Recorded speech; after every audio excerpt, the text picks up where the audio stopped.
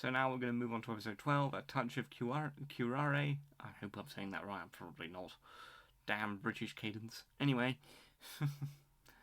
so A Touch of Curare is a really interesting episode, mostly because we get to see more of Barbara that's been sort of teased or slowly released throughout further episodes of season 1. Previous episodes, not further episodes of season 1. Previous episodes of season 1. And you see how Bruce and her interact. You get to learn a little bit more about Bruce Timm's evolution of the characters, where they left things off. This I slightly disagree with as an adult, and as a kid, I guess I didn't figure out the level of, without a better way of putting it, creepiness.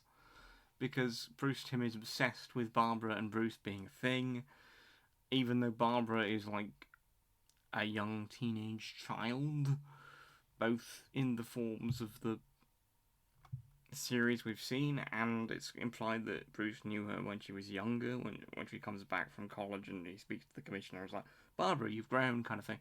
It's weird on many levels, and I don't like it. And I don't think I'm the only one there. I also don't understand why Bruce Timm is obsessed with that, because it's, again, just odd. But Curare as a villain is really interesting, and I like the mystery around her is maintained, and I think they call it the Society of Assassins, so it's not the League of Assassins, but it's a futuristic, separate, assassin-based society, and I'm just realising how similar that is to the League of Assassins and Ra's al Ghul as I say that, actually.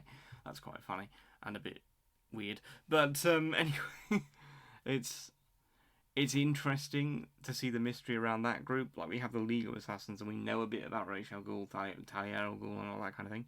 But we get more mystery here, and also the danger of her character, and the mystery of her character is what keeps her interesting to me every time I watch this episode, every time I watch season 1 of Batman Beyond, or any episode with Curare in. But it also shows the growth of Terry as Batman and how much he has to learn in season 1 versus season 2. When it comes to Ink, and he learns something from the previous encounters, as I think he says to Ink in the last episode, and he learns to fight her a bit better, although she's still formidable, so he's definitely still learning. In this one, he nearly kills Sam, Barbara's husband, with a misfired batarang. Barbara has to get him out of the way and say down, and then she gets to show off that she's still got the touch by using a batarang to save Terry's life from a sword swing, and basically making Curare, relieving her of her sword. And Barbara and Terry do kind of bond, sort of protectively over this episode, because they have the fun moment at the end where it's like, how did it feel? Like old times?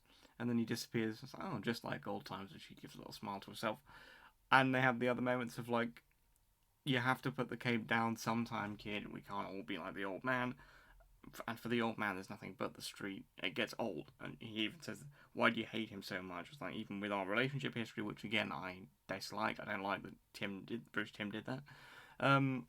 It's even with our relationship history, I don't hate him, kid. I hate what he's become. So alone, such a great man, and what all he's done for this city, kind of thing. And I like that she still respects him, even though she accepts that she can't live within his mission, his world, in the same way anymore. And I like that she's followed her father's footsteps, and obviously still very much has the Batgirl training, because the old training never goes away, as Tim Drake says in the Return of the Joker film, which I'll probably cover on this channel at some point if people like this video. But yeah, there's such a depth of character, and I could talk about it more, but it's just fun.